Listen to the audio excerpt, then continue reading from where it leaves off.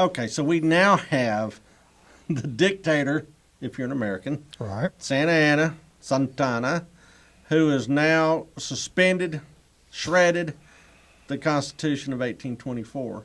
And you said that most of the Texians, these American immigrants, would go, look, the Mexicans are doing what Mexicans do. They're overthrowing their own government. Yes.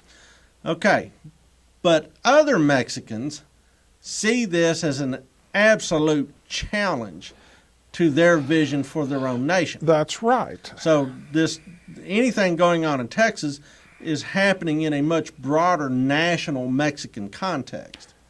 Absolutely. And when Santana abolishes the Constitution of 1824, and that's not all he does. He says, well, we no longer have states inside a federal organization. We have military departments. Oh, boy. So he almost declares martial law. He does. And he says these military departments will be ruled by people I appoint, my military cronies. Oh, that is charming. Well, and again, even at that point, Texians go, whatever, this doesn't concern us. It's a long way from here, but it's a long way from here. If you're in Mérida or in Campeche, yes, or if you're in Zacatecas, or if you're in Musquis or Saltillo. Well, and there are Federalists all over the country who go, no. Well, and a bunch of them leave Mexico. They do. To start plotting their comeback. I mean, we see this pattern a generation before. Yes, we do. And the Hidalgo Revolt, all this. Well, and the Gutierrez-McGee expedition. Yes. I mean, you see which is out of New Orleans. Yeah, I mean, they go to New Orleans, they go someplace on the Gulf Coast of the United States to figure out how they're going to intervene back into Mexican affairs. So there's that context. But if you're in the Yucatan, you've never really 100% gotten comfortable with being Mexican. Well, understand that a lot of people in Yucatan don't speak Spanish. They don't speak Spanish. They speak Indian dialect. And they see the central government in Mexico City as oppressive as probably the Texians do. Well, sure. And so you can understand why somebody like Lorenzo de Zavala would have these Yucatecan ties and would be sympathetic to what's going on in Texas. Well, a lot of times you hear specifically about Zacatecas. And Zacatecas had a lot going on. I mean, the richest silver mines on planet Earth are up there. And the governor there had a lot to gain from federalism and a lot to lose. Local control. Absolutely. So he essentially draws a line in the sand, to use a phrase, and says, I am going to essentially mobilize my militia in opposition to Santana. Yes, he does. Wow, and so that goes on there. What happens in Coahuila? Well, Coahuila is, again, a Federalist stronghold. Yeah.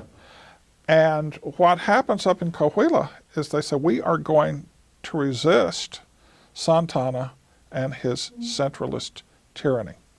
We are going to resist, but what are we going to resist with? I mean, to fight takes guns, it takes ammo, it takes cavalry horses, it takes cannon, but it takes money. It does take money. And so they announce a program whereby we're going to start selling off land to raise money for our resistance. And who will buy this land, Steve? And suddenly there are a number of people down in Coahuila from Texas saying, you say you got cheap land for sale? No. So you've got Texas speculators, and which, by the way, the centralists use as a club to beat over the head of the Federalists. They said, do you see what they're doing?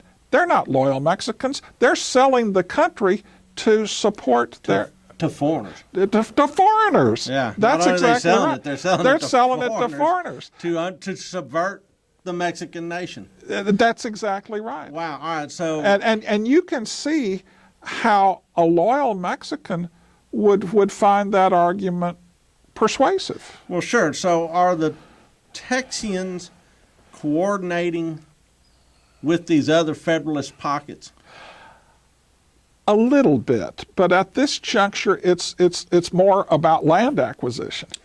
I mean, they're paying opportunist again. Yes, they are paying lip service. But what we have here, and let's make this clear, is that we have a full-blown civil war in Mexico. Centralist against Federalist, and what's at stake is the soul of Mexico. What kind of a country is Mexico going to be? You missed one faction, the American immigrants. Well, and the American immigrants. But the American immigrants are only concerned really about their backyard. Well, absolutely. So while these two big dogs fight, they'll sneak off with the bone. Yeah, well, if they have the opportunity. Dun, dun, dun. All right, so we're going to see how that lines up next. Yeah.